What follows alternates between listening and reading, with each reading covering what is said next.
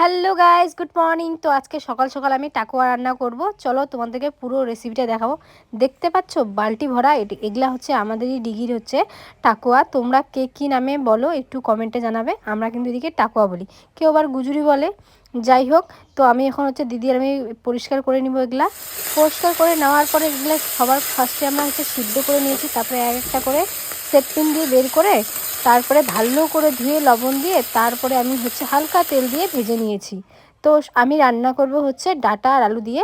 যেহেতু একজন পেশেন্ট খাবে তাই আমি হচ্ছে একদমই কম তেল মশলায় রান্না করব। তো 5 মিনিট আমি হালকা তেলে ভেজে নিলাম। তারপরে এখানে তেল দিলাম, তেল দেওয়ার পর একটা তেজপাতা দিয়ে নিলাম। তারপরে যে ডাঁটা আলুগুলো কেটে নিয়েছি ওগুলো একটু ভেজে নিব। যেহেতু পেশেন্ট খাবে তাই হচ্ছে একদম হালকা তেল মশলায় আমি রান্না করব।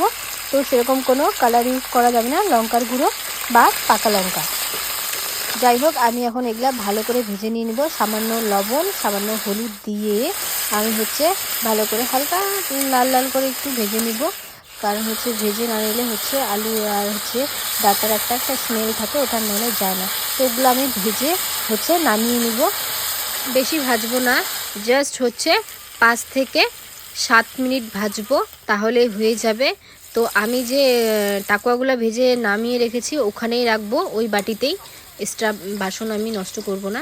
যাই হোক, তো ওখানে হচ্ছে এক এক করে সব নিয়ে নিলাম। এরপরে হচ্ছে যে আমি পেস্টটা বানিয়েছি, এখানে হচ্ছে কাঁচা লঙ্কা, ধনিয়া পাতা আর একটা রসুন আর একটা পেঁয়াজ দিয়ে এই হচ্ছে পুরো হচ্ছে টাকুয়া রান্নাটা হবে।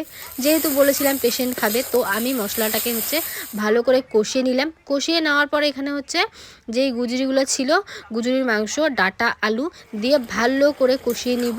আস্তে আস্তে অল্প অল্প জল দিব আর কষিয়ে নেব। এটাতে কোনো তোমাকে ঢাকনা এক্সট্রা করে দিতে হবে না। এটা হচ্ছে কষাতে কষাতেই একদম সিদ্ধ হয়ে যাবে। দেখো অনেকটা পরিমাণে তো হয়েই গেছে। তো দেখো কষাতে কষাতে আমি হালকা জল দিয়ে কষাচ্ছি আর হচ্ছে দেখতেছি যে কত দূর রান্না। তো কষাতে কষাতে এই রান্নাটা হয়ে যায়, এটাতে হচ্ছে বেশি হচ্ছে ঝোল করা যাবে না। তো রান্না আমার এখান থেকে ডান। আমাদের হচ্ছে রাজবংশীর জনপ্রিয় এটা খাবার। আর তোমরা দেখে বলো কেমন হয়েছে।